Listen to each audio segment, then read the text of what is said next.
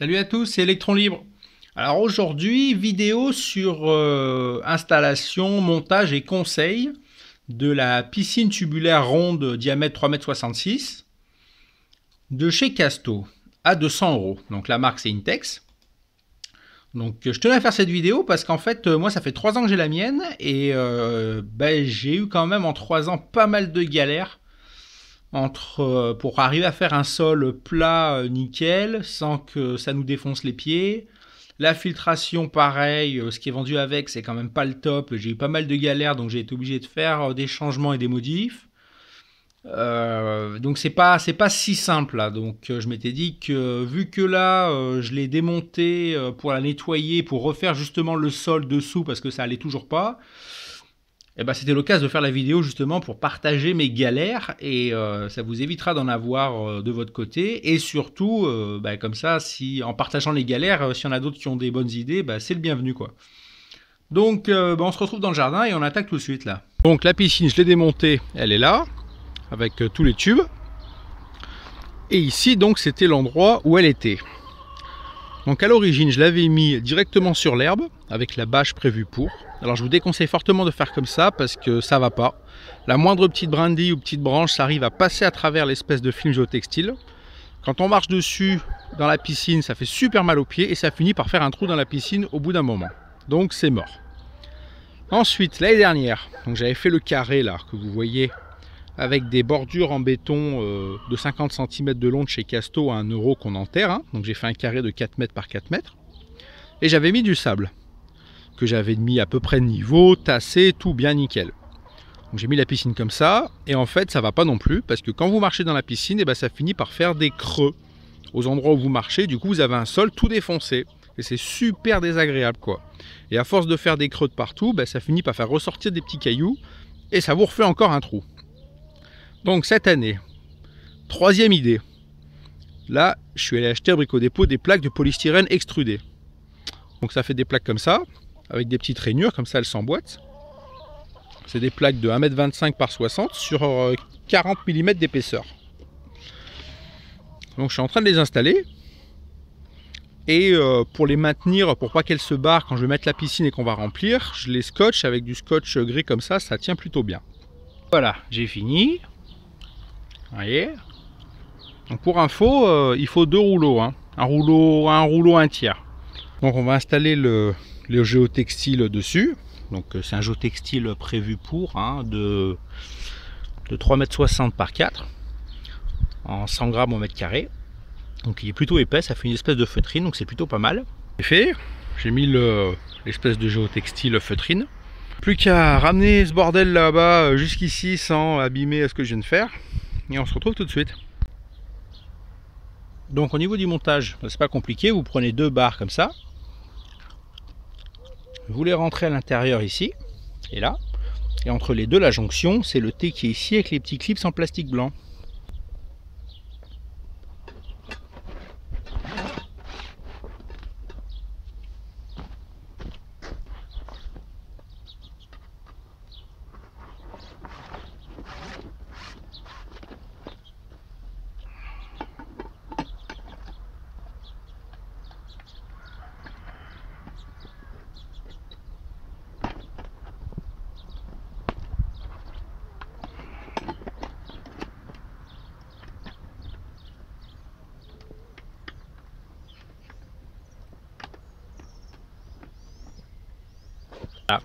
Et on fait comme ça tout le tour de la piscine pour déjà lui donner la forme ronde. Donc on a fait le cercle en métal. Alors maintenant on va mettre les pieds. Voilà, j'ai mis tous mes pieds. Donc on vérifie bien en faisant le tour que la sangle elle passe bien toujours au-dessus, hein, qu'il n'y ait pas une erreur. Prévoyez aussi au moment où vous positionnez la piscine, prévoyez l'endroit où vont être les tuyaux pour la pompe.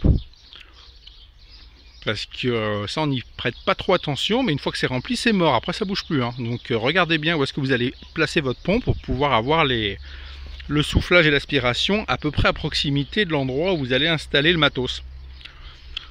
Donc ensuite vous rentrez dedans et puis avec le pied vous poussez un peu tout ça pour que ça fasse à peu près plat. Hein. De toute façon avec l'eau il faudra le refaire plusieurs fois pour enlever tous les plis. Et puis ben on se retrouve une fois qu'on commence à remplir là. Donc là on commence à avoir un niveau d'eau pas trop mal, hein, il doit y avoir 3-4 cm. Donc ben là c'est le moment d'enlever les plis. Donc vous rentrez dedans pieds nus. Et là par exemple ici, hop, vous poussez pour supprimer les plis. Donc, et là on en a 2 gros. Voilà.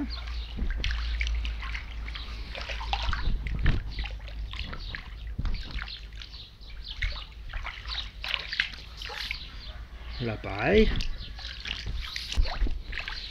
Pour les taches blanches, là je vous expliquerai plus tard comment ça s'est passé pour éviter que vous fassiez la même erreur. Hein. Donc voilà, donc on attend que ça se remplit encore un peu et puis on recommence l'opération pour enlever les plis. Au niveau du réglage des pieds, donc là c'est pas très compliqué. Vous mettez votre niveau à bulle comme ça. Donc là c'est bon. Et vous le mettez comme ça. Donc là c'est bon aussi. Et vous faites ça pour tous les pieds de la piscine. Donc faites-le assez régulièrement. Parce que au fur et à mesure que le niveau monte, et ça va aller bouger un petit peu. Et une fois que la piscine est pleine, vous pouvez encore les régler, mais c'est quand même vachement plus dur. On reprend la vidéo sous la pluie. Hein.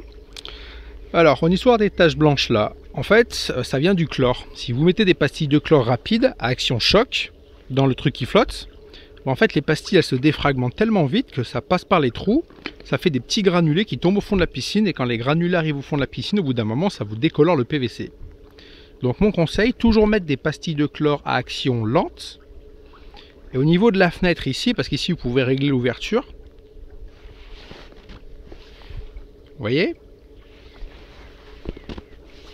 et vous le laissez fermer. De toute façon il y a 2 petits trous en dessous, donc le chlore il finira toujours par se dissoudre. Donc action lente et le truc fermé, ça vous évitera les problèmes.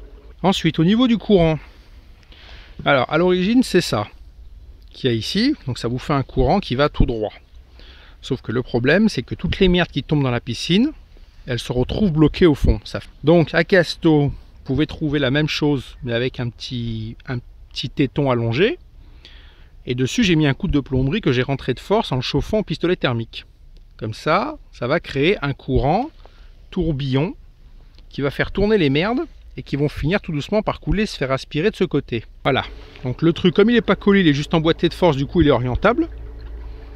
Et ça vous crée un courant. Vous voyez là, il y a le thermomètre qui arrive. À la pastille, le truc flottant il commence à arriver aussi. Hop, voilà. Et ça vous crée un courant non-stop. Et du coup, vous avez beaucoup moins de merde qui coule au fond de la piscine. Ensuite, au niveau des produits, donc l'année dernière, comme il a fait super chaud, mon eau est devenue verte. Donc j'avais rajouté du floculant, du machin super clair, du pH, du chlore rapide. Enfin, j'ai balancé un sacré paquet nombre de boîtes pour arriver à avoir de l'eau claire. Et l'eau, en fait, elle est toujours restée verte. Donc je vais vous montrer la solution pour éviter de mettre des produits. Donc la solution, c'est ça. C'est une autre pompe en fait. Vous prenez la pompe d'origine, hein, moi je l'ai vendue sur le bon coin une dizaine d'euros.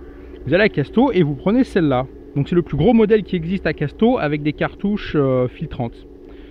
Donc la pompe d'origine elle fait 3 mètres cubeurs, celle-là elle en fait 10. Donc c'est ça qui fait la différence en fait. Juste 4-5 heures par jour ça suffit avec ce modèle. Parce que comme c'est 10 mètres cubeurs et que la piscine fait à peu près 8-9 mètres cubes, en 4-5 heures en fait ça vous filtre 4-5 fois le volume de la piscine. Et comme elle est plus grosse et qu'elle a beaucoup plus de patates, c'est ce qui fait que du coup on a un super courant qui évite que les merdes elles se retrouvent au fond de la piscine. Du coup on a beaucoup plus d'aspiration, ce qui entretient aussi le truc. Et le deuxième point super positif, c'est qu'en fait la piscine n'est pas prévue pour adapter un balai de nettoyage pour enlever ce qu'il y a au fond. Grâce à cette super pompe, là j'ai bricolé un truc pour adapter justement un balai. Donc là vous avez la grille d'aspiration que je vais dévisser pour vous montrer. Donc vous voyez, je l'ai découpé avec une pince coupante et en fait j'ai découpé pour pouvoir rentrer le tuyau d'aspiration. Donc vous avez ça, vous avez le tuyau d'aspiration. Il faut y aller doucement, à vous découper au fur et à mesure pour que ça rentre en force. Pour que ça rentre en force et assez profond pour arriver quasiment à ras une fois que ce sera vissé, pour qu'une fois qu'on réenclenche la pompe, l'aspiration elle se fasse super bien.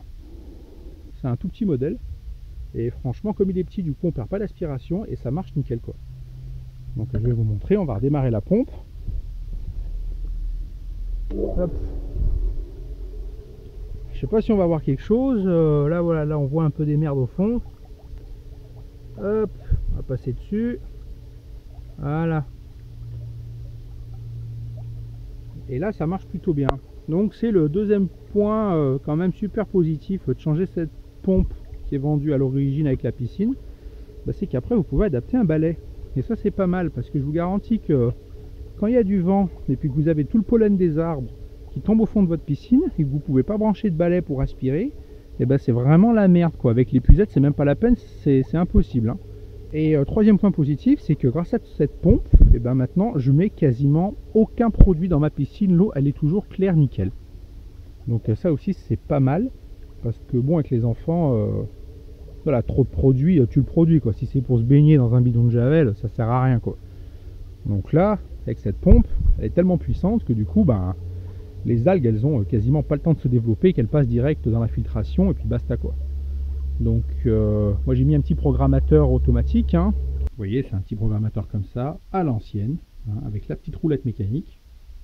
Il est étanche donc ça c'est pas mal. Ici pour mettre la prise, voilà. Donc c'est pas bien cher hein, je me rappelle plus du prix, ça se trouve dans tous les magasins de bricolage. Au niveau de la bâche à bulles, c'est un achat que je vous conseille parce que ça marche super bien. Dès qu'il fait un peu de soleil, la piscine elle chauffe super vite. L'année dernière, bon, on a eu des super chaleurs, donc on est monté à 30 degrés.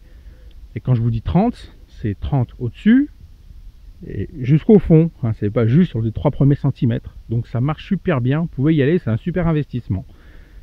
Après, au niveau de la bâche pour l'hiver, là par contre, c'est de la bonne cam au niveau de la matière.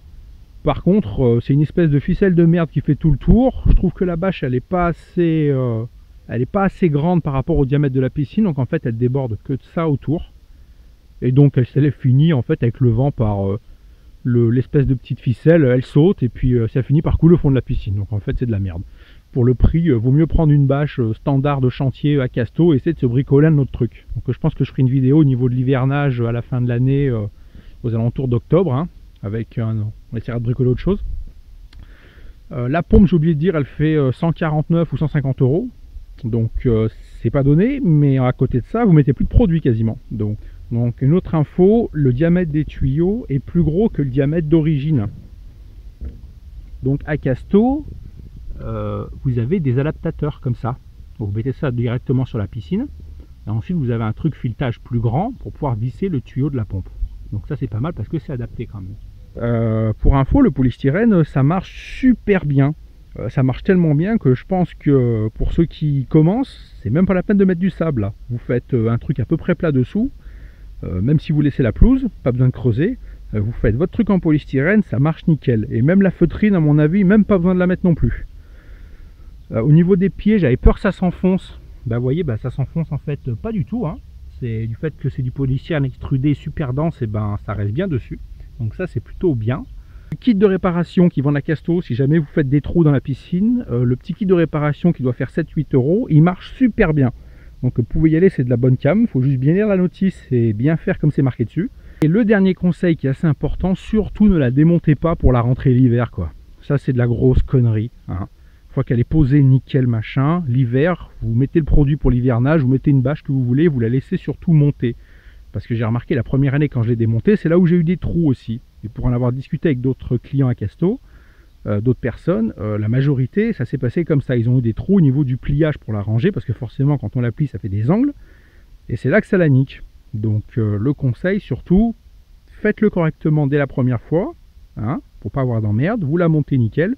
Et surtout l'hiver, vous la laissez comme ça, avec la flotte dedans. Comme ça, vous êtes peinard. Bah, je crois que c'est à peu près tout, hein. Si vous avez des questions, n'hésitez pas, j'essaierai d'y répondre. Si vous avez des bonnes idées, bah, allez-y aussi, c'est le bienvenu, hein. Et puis, bah, ma foi, on se retrouve pour une prochaine pour un autre truc. Allez, bye.